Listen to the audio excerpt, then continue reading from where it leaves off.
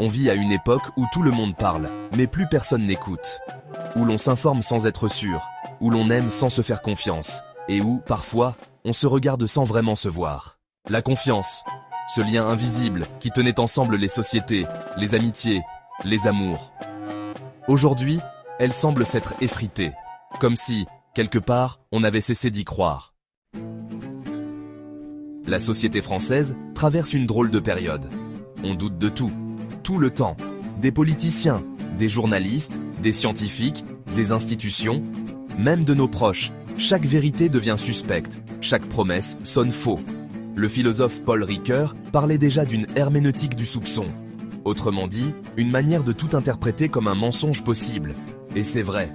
On a tellement été trahis, déçus, manipulés, qu'on a préféré se méfier plutôt que d'espérer.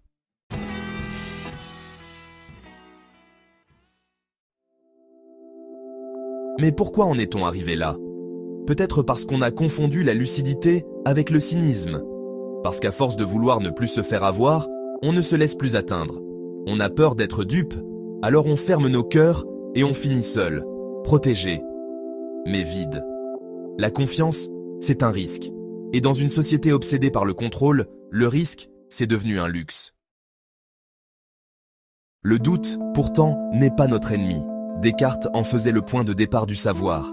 Mais le doute d'aujourd'hui n'est plus méthodique, il est permanent, désabusé. On ne doute plus pour comprendre, on doute pour se protéger. Et à force de douter de tout, on finit par ne plus croire en rien, ni en la vérité, ni en les autres, ni même en soi. Alors, comment retrouver confiance?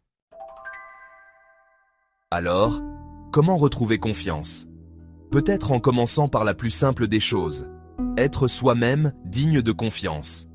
Tenir ses mots, assumer ses choix, parler avec sincérité, même quand ça tremble. La confiance, ce n'est pas la naïveté, c'est un courage. Le courage d'ouvrir les yeux et de croire malgré tout. Camus disait, il faut imaginer Sisyphe heureux. Continuer à pousser sa pierre, à espérer, même dans l'absurde, parce qu'au fond, croire, ce n'est pas être certain.